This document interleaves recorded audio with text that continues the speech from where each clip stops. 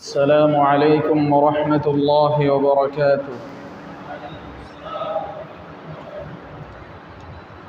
الحمد لله رب العالمين،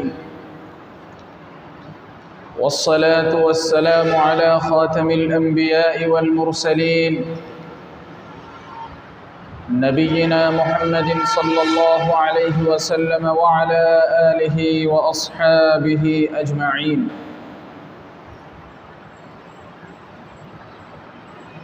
সকল প্রশংসা জগৎসমূহের পালনকর্তা আল্লাহর জন্য। দরুদ ও সালাম সর্বশেষ নবী ও রাসূল আমাদের নবী মুহাম্মদ সাল্লাল্লাহু আলাইহি ওয়াসাল্লামের প্রতি, তার পরিবার পরিজন এবং সকল সাহাবাদের প্রতি। আমার সম্মানিত ঈমানদার ভাইয়েরা, আজকের জুমার দিনে আমি আপনাদের সামনে গুরুত্বপূর্ণ চারটি বিষয় সম্পর্কে আলোচনা করব।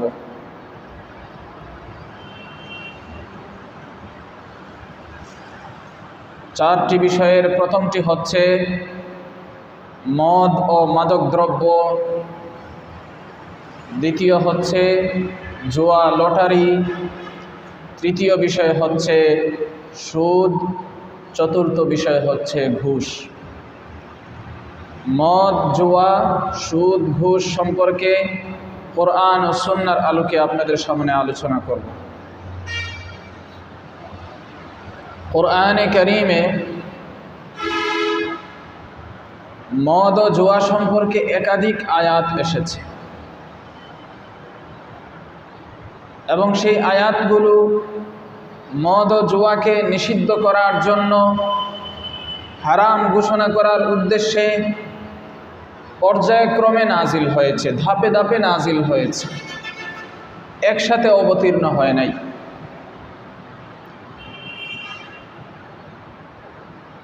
প্রথমে মদ ও জুয়া উভয়টার কিছু উপকারের প্রতি ইঙ্গিত করা হয়েছে, যে এই দুইটা জিনিসের কিছু উপকার আছে। মদেরও কিছু উপকার আছে, জুয়ারও কিছু উপকার আছে। এর পরের ধাপে এই দুইটা জিনিসের ক্ষতি উল্লেখ করা হয়েছে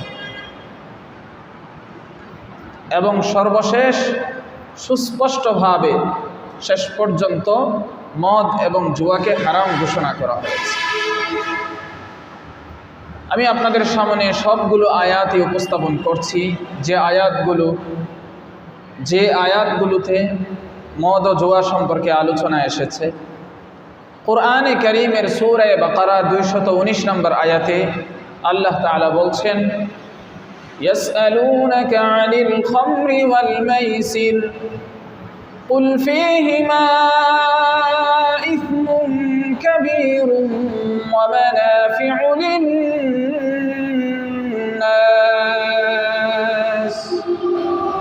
ওয়া ইসমুহুমা আকবারু মিন নাফইহিমা। হে নবী, আপনাকে তারা মদ এবং জুয়া সম্পর্কে জিজ্ঞেস করে। আপনি বলুন যে মদ ও জুয়ার মাঝে মহাপাপ রয়েছে, তবে কিছু উপকারও আছে। ফীহিমা ইসমুন কাবীর ওয়া মানাফিউ লিন-নাস। আপনি বলে দিন মদ এবং জুয়া দুটোতে মহাপাপ রয়েছে, বড় গুনাহ রয়েছে এবং কিছু উপকারও আছে মানুষের। তবে ওয়া ইসমুহুমা আকবারু মিন নাফইহিমা, তবে এই দুটোটার পাপ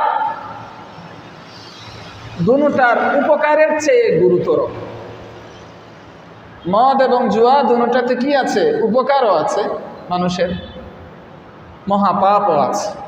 তবে পাপটা তার উপকারের চেয়ে গুরুতর, পাপটা তার উপকারের চেয়ে মারাত্মক। এই পর্যায়ে মদ এবং জুয়ার মধ্যে যে ক্ষতি রয়েছে, সেই ক্ষতিটা যে তার লাভের চেয়ে, উপকারের চেয়ে মারাত্মক, উপকারের চেয়ে ভয়াবহ, উপকারের চেয়ে গুরুতর, এই বিষয়টা ইঙ্গিত করা হয়েছে। এটা হলো মদ এবং জুয়াকে সুস্পষ্টভাবে হারাম করার প্রস্তুতি এবং ভূমিকা। আল্লাহ তাআলা চাইলে হারাম করে দিতে পারতেন শুরুতেই, কিন্তু ওই সমাজটা, ওই জাহেলি সমাজটা পুরোপুরি মাদকাসক্ত ছিল। বড় ছোট সর্বশ্রেণীর মানুষ মদের সাথে যুক্ত ছিল। আল্লাহ রাব্বুল আলামিন পর্যায়ক্রমে তাদেরকে ওই জায়গা থেকে উদ্ধার করেছেন নবী করিম সাল্লাল্লাহু আলাইহি ওয়াসাল্লামের মাধ্যমে। প্রথমে বললেন যে বলেন এটার মাঝে পাপ আছে, তবে কিছু উপকারও আছে, তবে উপকারের চেয়ে পাপের মাত্রাটা গুরুতর। এরপরে আল্লাহ রাব্বুল আলামিন সূরা নিসা 43 নম্বর আয়াতে বলছেন, ইয়া আইয়ুহাল্লাযীনা আমানু লা তাকরাবুস সালাতা ওয়া আনতুম সুকারা হাত্তা তা'লামু মা তাকুলুন। হে ঈমানদারেরা, তোমরা নেশাগ্রস্ত অবস্থায়, মাতাল অবস্থায় নামাজের ধারে কাছেও যেও না, যতক্ষণ না তোমরা বুঝতে পারো যা তোমরা বলছো। মুখে যা বলো তা যতক্ষণ বুঝতে না পারো নামাজে যাইও না। এর মানে এই পর্যায়ে আল্লাহ রাব্বুল আলামিন নেশাগ্রস্ত অবস্থায় নামাজ থেকে বারণ করেছেন। অর্থাৎ তোমরা যখন নামাজের কাছাকাছি তখন তোমরা মদ পান করো না। তখনও হারাম ঘোষণা করা হয় নাই। যখন তোমরা নামাজের কাছাকাছি তখন তোমরা কি করো না? মদ পান করো না। এরপরে সূরা মায়েদা 90-91 নম্বর আয়াত নাজিল করেছেন। ইয়া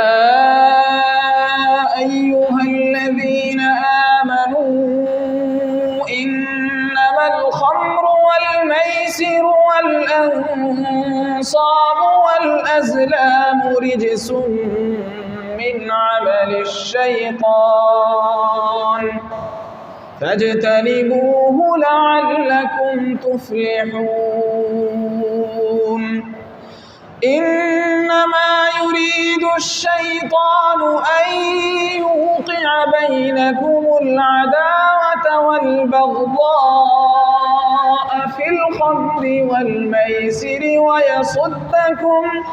ويصدكم عن ذكر الله وعن الصلاة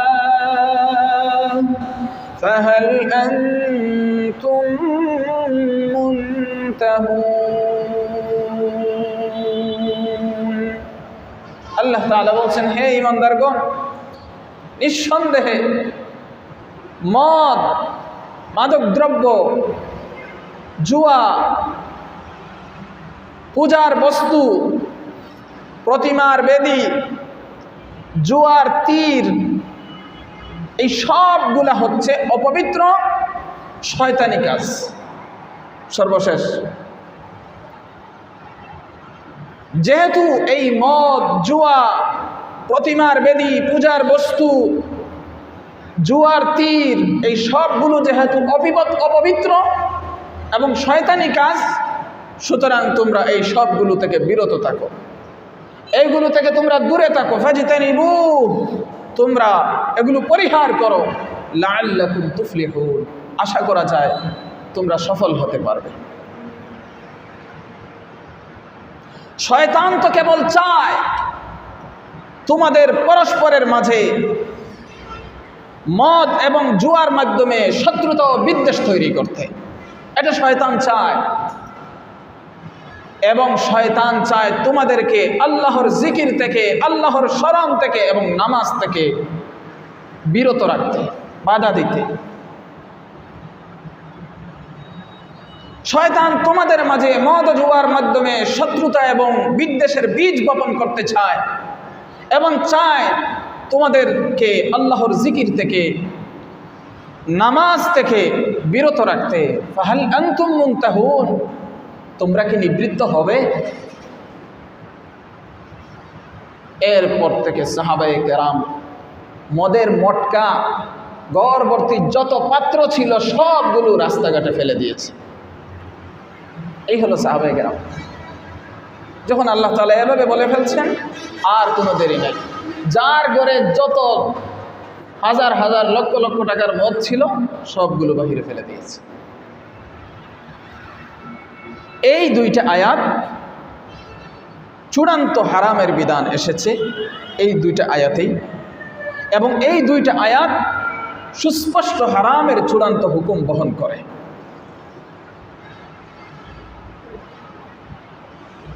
সহিহ মুসলিম 2003 নম্বর হাদিসে এসেছে, قال رسول الله صلى الله عليه وسلم كل مسكر خمر وكل خمر حرام।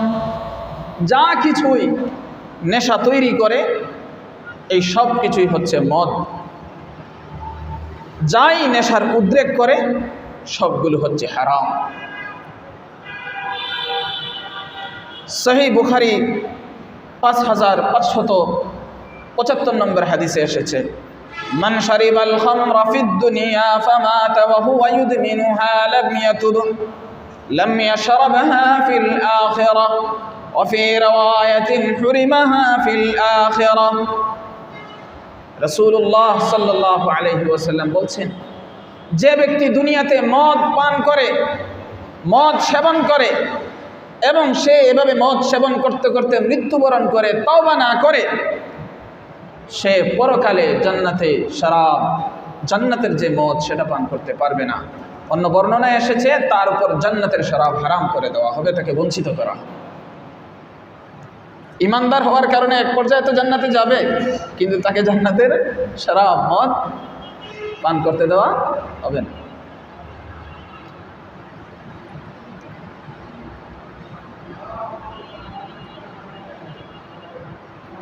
রাসূল করিম সাল্লাল্লাহু আলাইহি ওয়াসাল্লাম আরো বলেছেন, সহিহ বুখারী 6650 নম্বর হাদিসে এসেছে, মান ক্বালা লি সাহিবিহি তাআল উকামিরুক ফালইয়াতাসাদদাক। যে তার সঙ্গীকে, সাথীকে, বন্ধুকে বলল, বন্ধু আসো জুয়া খেলি, যে এইটা বলল ফালইয়াতাসাদদাক, সে যেন সদকা করে। অর্থাৎ এই শব্দটা উচ্চারণ করা, এই মন্দ কাজের দিকে একজনকে আহ্বান করা, এটাও নিন্দনীয়, এটাও পাপ। আর এই পাপ মোচন করার জন্য কি করতে হবে? সদকা করতে হবে। জুয়া খেলা তো পরের কথা, শুধুমাত্র এইটুকু বলার কারণে তাকে সদকা দিতে হবে, যে বন্ধু আসো একটু খেলি, জুয়া খেলি। এইটুকু বলার কারণে তাকে কি করতে হবে? এই পাপ মোচন করার জন্য সদকা করতে হবে। আমার প্রিয় ভাইয়েরা, আসুন এই মদ, হিরোইন, গাঁজা, ইয়াবা, কোকেইন, আইস, ক্রিস্টাল মেথ, বিয়ার, ওয়াইন, হুইস্কি, নেশাজাত ট্যাবলেট ও ইঞ্জেকশন, সিগারেট, হুক্কা, ভেপিং, ভাপ, ই সিগারেট ইত্যাদি সকল প্রকার হারাম কিংবা মাকরুহ জাতীয় যত নেশাদ্রব্য, মাদকদ্রব্য, সবগুলো আমরা সেবন করা কিংবা লেনদেন করা বর্জন করি। পারবো তো ইনশাআল্লাহ?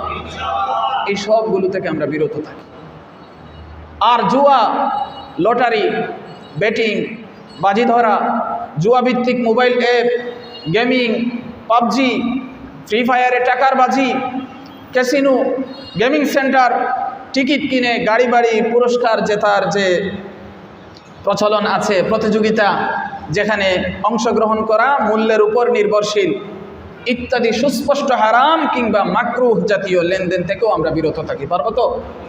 আল্লাহ আমাদের সবাইকে তৌফিক দান করুন। আমার ভাইয়েরা, আল্লাহকে ভয় করুন, আল্লাহকে ভয় করুন, আল্লাহকে ভয় করে এই সমস্ত হারাম থেকে বিরত থাকুন। কোরআনে কারীমে সূরা হাশরে 18 নম্বর আয়াতে আল্লাহ রাব্বুল আলামিন বলেছেন, ইয়া আইয়ুহাল্লাযীনা আমানুত্তাকুল্লাহা ওয়াল তানজুর নাফসুম মা কদ্দামাত লিগাদ ওয়াত্তাকুল্লাহ ইন্নাল্লাহা খাবীরুম বিমা তা'মালুন। হে ইমানদারেরা, আল্লাহকে ভয় করো এবং তোমাদের প্রত্যেকের ভেবে দেখা উচিত, ভাবা উচিত যে সে আগামীকালের জন্য, পরকালের জন্য, যেদিন আল্লাহর সামনে উপস্থিত হবে সেই দিনের জন্য সে কি পাঠিয়েছে, এটা প্রত্যেকের ভাবা উচিত। আবারও বলছেন ওয়াত্তাকুল্লাহ, আল্লাহকে ভয় করো, ইন্নাল্লাহা খাবীরুম বিমা তা'মালুন, নিঃসন্দেহে আল্লাহ পুরোপুরি অবগত আছেন তোমাদের সকল কর্মকাণ্ড সম্পর্কে। অতএব আমরা কে কোন জায়গায় কি সেবন করছি আর কে কোন জায়গায় কোন ধরনের লেনদেন করছি আল্লাহ তাআলা ভালোভাবেই খবর রাখেন।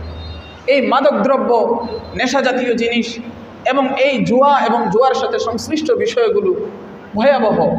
এই বিষয়গুলো থেকে চূড়ান্তভাবে বিরত থাকার একটাই পথ, সেটা হলো আল্লাহকে ভয় করা। আপনি যদি আল্লাহকে ভয় করতে পারি তাহলে এগুলো থেকে বাঁচতে পারবো, নতুবা কে কাকে কতক্ষণ পাহারা দেবে আর কে কাকে কতক্ষণ বুঝাবে।